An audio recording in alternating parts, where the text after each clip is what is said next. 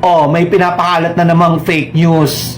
Itong reyna ng fake news na si Harry Roque na #1 supporter ni Sara Duterte na pambansang magnanakaw, pambansang may sayad, pambansang certified baliw. Itong si Harry Roque din naman kasi may sayad eh. May saltik din.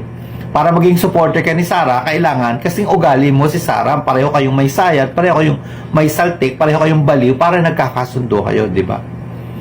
Ang pinapakalat nitong balita ay iniimbestigahan daw ng Hong Kong Monetary Authority itong si F. Elisa at si PBBM dahil sa 100 billion na pera na dinala dyan sa Hong Kong at tone-tonelada daw ginto.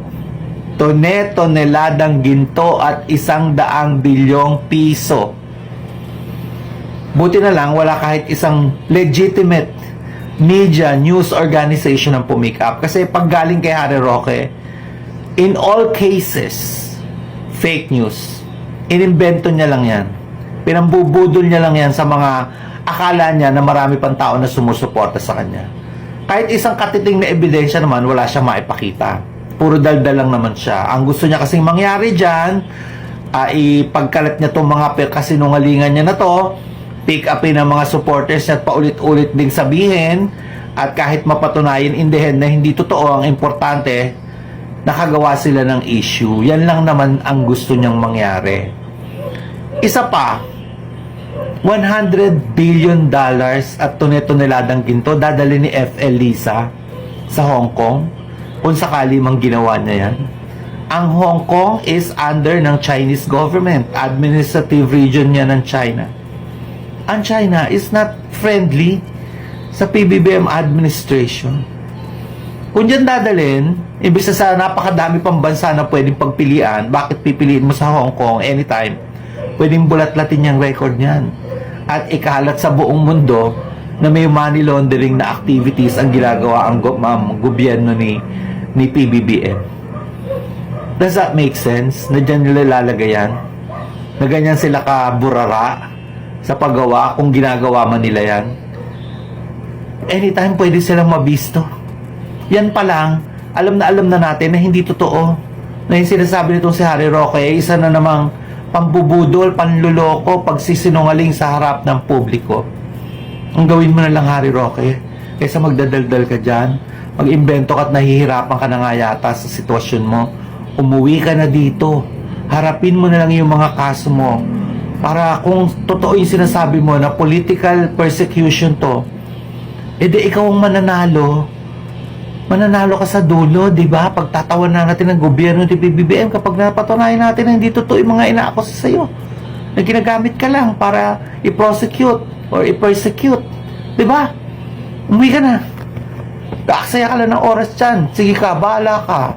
Sinasabi ko sa iyo, mag-ingat ka. Itong si Mr. Supranational, baka sa susunod na umuwi ka dito, hindi na ikaw ang best friend yan. Bahala ka. Hanggang kailan kaya gagamitin ni Harry Roque ang mga overuse niya na salita na politically motivated?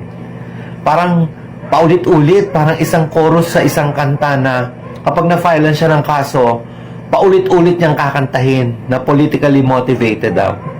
As if naman, napakalaki niyang isda sa mundo ng politika na talagang tinatarget siya ng gobyerno para patahimikin siya. Bakit hindi mo muna isipin na instead of politically motivated, legally motivated pala yung mga kaso na yan? Kasi may mga krimen na ginawa ka dito sa Pilipinas. Kaya nga nagtatago ka eh. Kaya nga isang pugante ka eh. Kaya nga sinasakripisyo mo ang pamilya mo at ang mga anak mo na hindi sila nakikita. Dahil tinatakasan mo ang mga kaso na to. Qualified human trafficking, cyber libel, inciting to sedition. These are very serious cases. At bilang isang abogado, alam mo na pag gumawa ka ng mali, may consequence. Kaya ngayon, kahit mag-file ka pa ng asylum dyan sa the Netherlands, ginagawa mo para palabasin lang talaga na hinahabol ka ng gobyerno na to. Ano naman ang mapapala sa'yo ni PBBM, Aber, kung ipapakulong ka?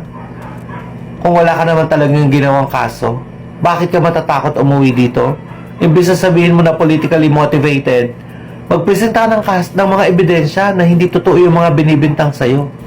Eh yung pag-alis mo pa lang dito, magmula pa nung hinahabol ka ng ng Quadcom dahil hindi mo presenta yung mga dokumento na magpapatunay at susuporta sa sinasabi mo na kung kani-kaninong kamag-anak mo galing yung mga pera mo, yan pa lang, napakalaking sign na guilty ka. Flight is a sign of guilt. As a lawyer, you know that. Tapos lahat na lang ng galaw mo, lahat na lang ng kaso na na-file sa'yo, every time na may meron, sasabihin mo, politically motivated. Sino ka? Wala ka namang ka-impluensya sa mga Pilipino. Nung nagtatawag ka nga sa EDSA, ilan lang kayong pumunta? 5. Di mo ba nakikita yan? Ang pinopolitically motivated, kung isa kang ma-impluensya, napakalakas ka na kalaban ng gobyerno, at kung ano-ano mga pinaggagawa mo. Krimen ang mga ginawa mo. Hindi ang politika, krimen yan. Iba yung politika na ginawa sa krimen. Huwag kang mag-ilusyon dyan. Umuwi ka dito at harapin mo yung mga kaso mo.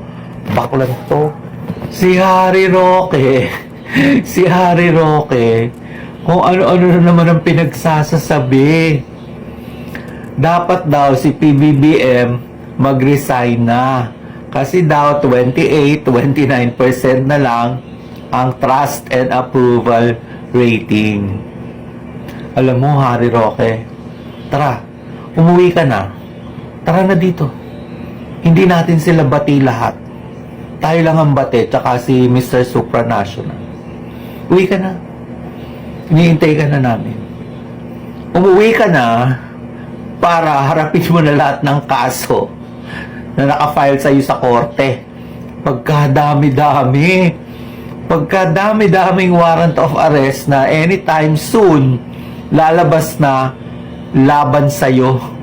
At hindi ko alam kung saang panig ka tatakbo at magtatago para maiwasan mo lahat yan.